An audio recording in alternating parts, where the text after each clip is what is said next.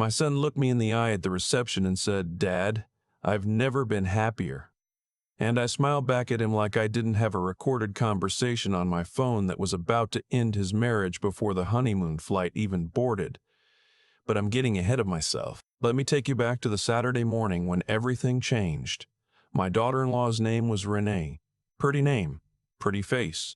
The kind of smile that made you feel like you were the only person in the room. My son, Everett, had been with her for 2 years before he proposed. And in those 2 years, I told myself I was imagining things, that the little inconsistencies didn't mean anything, that I was just a protective father who needed to let go. Everett is 34 years old. He works in commercial real estate in Atlanta. He's the kind of man who pays his taxes early, calls his mother on Sundays, and still holds doors open for strangers. I raised him that way. His mother, God rest her soul, she raised him that way. When she passed 6 years ago, she made me promise to look after him. Not to coddle him, just to look after him. I kept that promise the best I could. When Everett told me he was going to propose to Renee, I sat with the feeling for a few days before I said anything. There was something I couldn't name. Not jealousy, not possessiveness. I wanted my son to be happy more than I wanted anything for myself. It was something quieter than that. A low hum at the back of my mind that said, "Pay attention." I paid attention. The engagement was beautiful. Renee cried. Everett had cried. I stood there at the restaurant taking the photo on my son's phone and telling myself the hum was nothing. Just a father getting older and struggling to share his boy. The wedding was planned for the second Saturday of March. They booked a venue outside Buckhead, one of those old estate properties with white columns and magnolia trees. The kind of place that cost more per hour than I made in a week when I was Everett's age. Renee's parents contributed a little. Everett paid for most of it. He said he wanted to give her the wedding she always dreamed of, and I bit my tongue.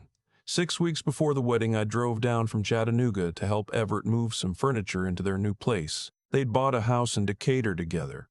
Well, Everett had bought it, with a down payment that came partly from the savings account his mother had kept for him, money she'd set aside dollar by dollar for 20 years. I knew where that money came from. I thought about that as I loaded a couch into the elevator. Renee wasn't home that day. She was out with her friends, bridal something or other. Everett and I worked all afternoon, and around 6 o'clock I realized I'd left my reading glasses in the car. I took the elevator back down, walked through the lobby, and that's when I heard her. Renee was standing just outside the building entrance, phone pressed to her ear, facing away from me. The lobby door was propped open with a doorstop. She didn't see me. I almost kept walking. I almost did. But then I heard her laugh. Not the soft laugh I'd heard at family dinners. This was different. Looser. A little mean around the edges. "No, he has no idea," she said. "He thinks I'm at Megan's." I stopped. "Chad, I told you the timing has to be right. Once we're married, everything changes. His name is on that house, which means my name is on that house. And in Georgia, community property goes both ways, honey." She laughed again. "I'm not saying I hate him. I'm saying I don't want to be in Decatur for the rest of my life with a man who thinks dinner at Chili's is a date night. I want the life his money can give me. There's a difference." She paused, listening to whoever Chad was. "After the honeymoon, I promise, just be patient. I have been doing this for 2 years. I can do 6 more weeks." I stood in that lobby with my hand flat against the wall and my glasses completely forgotten. The doorstop was still in the door. She kept talking, her voice easy and warm, like she was discussing nothing more serious than what to order for lunch. I didn't confront her. Something in me, some old instinct, maybe the same thing that had been humming for 2 years, said, "Not yet. Get more. If you say something now, it's your word against hers, and you will lose your son." I went back upstairs. I told Everett I couldn't find my glasses, said I'd look again when I left. I helped him set up the living room. I watched him talk about the honeymoon in Santorini, about the paint colors they picked for the bedroom, about how he was thinking of taking on a partner at work so he'd have more time at home. I sat across from my son, and I watched him describe his future, and I felt something crack open in my chest that I have never fully been able to describe. I drove back to Chattanooga that night with both hands tight on the wheel. The next morning, I went to church. I sat in my regular pew and I prayed for clarity because I was 63 years old, and I had learned by then that acting on anger is almost always a mistake. I needed to be certain. I needed evidence that could not be dismissed. I also needed to know who Chad was. It took me 2 weeks. I won't pretend I'm proud of all of it. I had a friend who'd done some investigative work years back, retired police, and I asked him for help as a personal favor. He looked into Renee's phone records, legal all above board, and found that Chad Beaumont was an ex-boyfriend she'd been in contact with for the entire 2 years she'd been with Everett. Not a childhood friend, not a cousin. An ex she dated for 4 years before she met my son. My friend found social media posts, deleted but archived, that painted a picture I didn't want to describe to Everett without being absolutely sure. 3 weeks before the wedding, I knew everything, and I still hadn't said a word to my son. That part was the hardest, not the knowing, the waiting. I called my daughter Phyllis. Everett's older sister lives in Charlotte, and I told her what I had. I needed someone else to help me think. Phyllis was quiet for a long time. Then she said, "Daddy, you cannot tell him over the phone, and you cannot tell him in a way that makes him feel like you've been going behind his back for 2 weeks." She was right. "You need her to say it herself," she said. "You need Everett to hear it from her." I thought about that for 3 days. The week before the wedding, Renee hosted a small dinner at the house in Decatur. Just family, a low-key gathering before the chaos of wedding week. I arrived early to help Everett set up, which is something I always do, so it raised no suspicion. I knew the layout of the house by then. I knew that Renee always stepped out onto the back patio to take calls she didn't want Everett to hear. She'd done it twice at family dinners. I sat my phone recording app open on the ledge, just inside the patio door, tucked behind a small potted succulent Renee had put there for decoration. It sat flush against the pot. You wouldn't notice it unless you were looking. Then I went inside and helped my son arrange charcuterie boards. 40 minutes later, Renee excused herself from the table. Said she needed some air. I watched her slide the patio door open and step out, and I kept my eyes on my plate. For 11 minutes, I sat at that table and carried on a conversation about the Falcons season with Renee's father, a pleasant man named Gerald who I genuinely liked and who had no idea his daughter was the person she was. I talked football. I smiled. I passed the bread. When Renee came back inside, something in her face was slightly too arranged, the way a person's face looks when they've just shifted gears and are now performing normalcy. I had seen that face before and never known what to name it. After dinner, when everyone was saying their goodbyes, I retrieved my phone from behind the succulent while Everett walked Gerald and his wife out to their car. I drove home, and I listened to the recording in my driveway. 11 minutes. She'd been on the phone with Chad for 11 minutes. She told him the rehearsal dinner was the following Thursday. She told him she'd booked a hotel room in Midtown Atlanta for the weekend after the wedding, a place Everett didn't know about, while Everett thought she was visiting a college friend in Savannah. She'd told him, and this is the part I sat with for a long time, the part that made me grip the steering wheel. She'd told him, "I just need to get through the ceremony. Once the ring is on, the paperwork starts working for me. I've looked it up, Chad. If I file after 2 years, I'm entitled to a portion of the property appreciation. The house alone has gone up $60,000 since they bought it." She wasn't just deceiving my son, she had done the math. I called Phyllis at 11 o'clock that night. She listened to the whole recording. When it was over, she said, "Daddy, you have to tell him." And then she said, "But not alone. You need me there." She drove down from Charlotte 2 days before the wedding. The three of us sat in Everett's living room on a Wednesday night. Renee was at a bachelorette dinner downtown. I had printed out the investigative report. I had the phone ready to play the recording. I had everything organized in a folder the way I used to organize documents for my students when I taught high school history for 30 years, clearly, completely, so no one could misunderstand. My son didn't say anything for a very long time after I finished. Then he said, "How long have you known?" 3 weeks, I said. He looked at the table. He was quiet again. I let him be quiet. Phyllis reached over and put her hand on his arm. "Play it again," he said. I played it again, he said. I played it again. When it was over, he stood up and walked into the kitchen. I heard him run the tap. He does that when he's overwhelmed. runs cold water over his wrists. His mother used to do the same thing. I sat in the living room with Phyllis, and we didn't say anything to each other. He came back and sat down. His eyes were dry. He looked like a man who had decided something.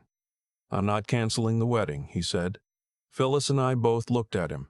"Not yet," he said. "Not like this. She doesn't know I know. And I want—" He stopped, started again. "I want her to have to look me in the eye and lie to my face one more time. And then I want her to know that I knew. I want her to understand that she underestimated me." I understood that. I understood it down to my bones because I had felt the same thing standing in that lobby with my hand against the wall. "And I want Chad Beaumont at that wedding," he said. He looked at me.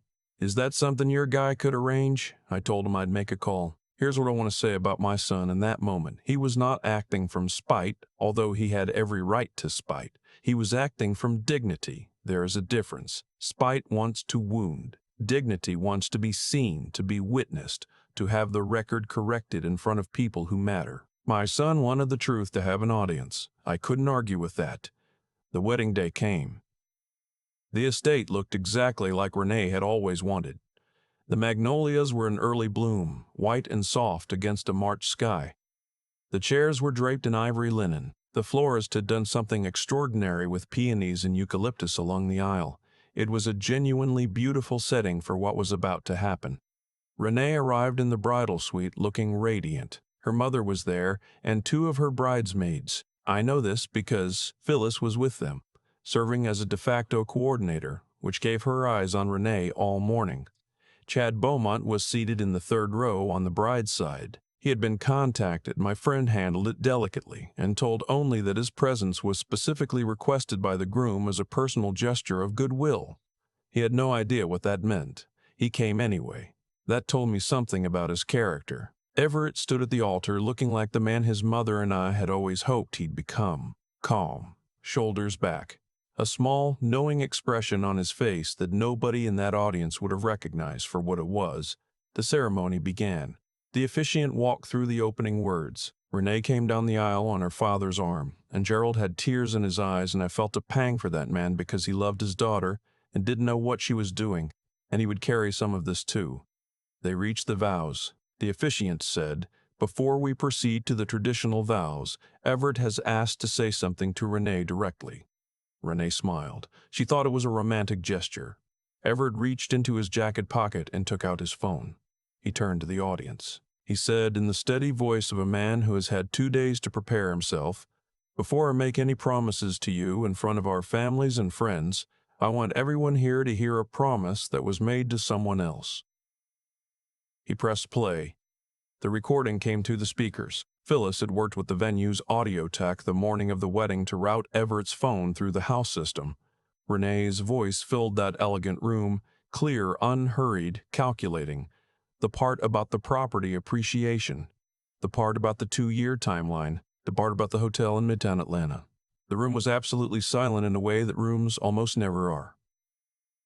Chad Beaumont in the third row slowly turned the color of chalk.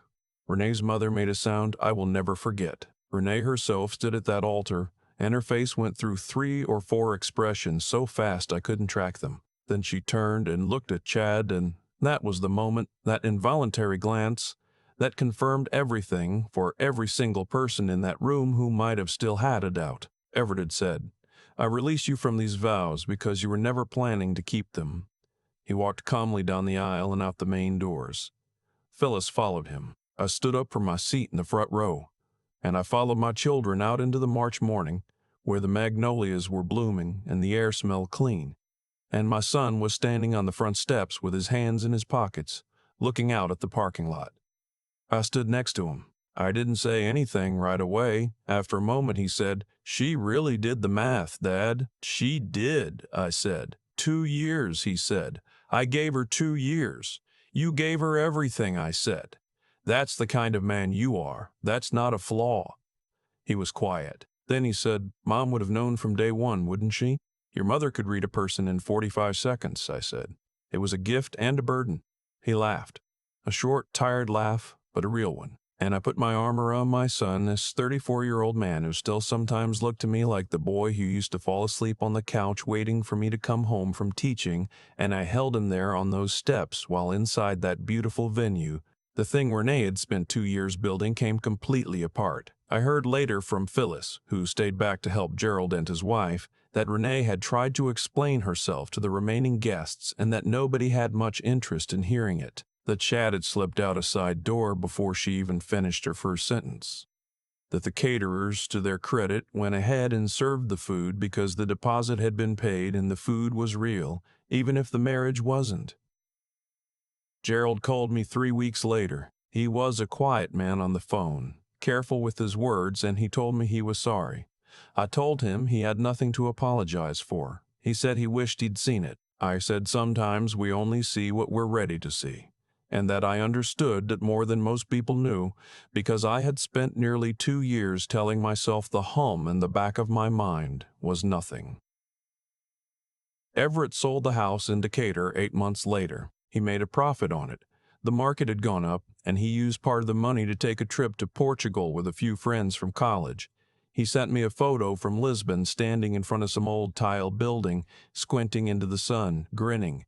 I still have that photo on my refrigerator. He's doing fine. Better than fine, actually. He's the kind of man who heals by moving, not running away, but genuinely moving towards something new. His mother was like that too. I've always admired it in people who can do it because I am not that kind of person. I sit with things. I turn them over. I go to church and I ask for clarity. But I'll tell you what I've told my grandchildren, what I told my students for 30 years, and what I believe now more than I did before any of this happened. The truth has a way of needing a witness. It doesn't dissolve just because you ignore it. It doesn't go away because it's inconvenient. It sits there, patient as a stone, and sooner or later someone who loves you enough will refuse to look away. I was that person for my son. His mother asked me to look after him. I kept that promise. That's all I ever tried to do. I've been thinking about the moment I stood in that lobby with my hand flat against the wall, and I keep coming back to one thing. I almost kept walking. That's the part nobody talks about. The moment right before you know, there's a door, and you can go through it or you can keep moving. And once you go through it, you can't unknow what's on the other side. I've wondered sometimes what would have happened if I grabbed my glasses and gone straight back upstairs.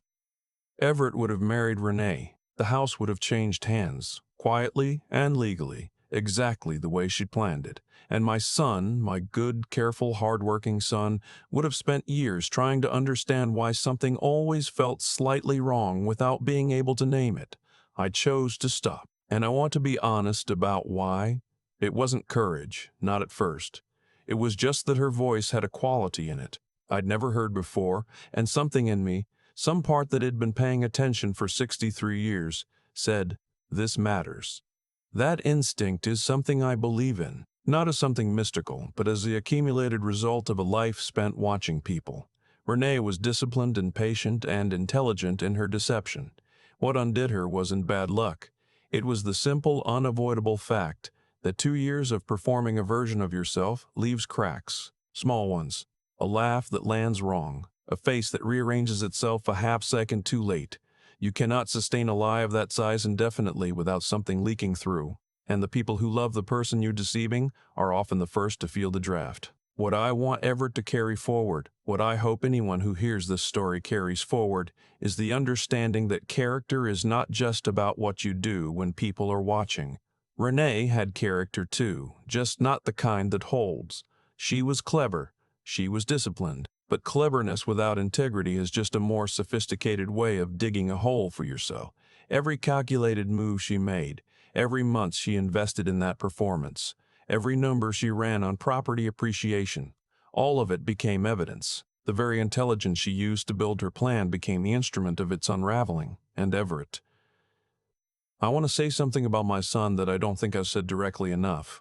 He could have fallen apart. He had every reason to. Instead, he sat at his own kitchen table 2 days before his wedding, listened to a recording that dismantled 2 years of his life, and then made a decision rooted not in revenge, but in self-respect. That takes something that isn't taught in schools and can't be faked, a kind of inner steadiness, a refusal to be reduced by what was done to you.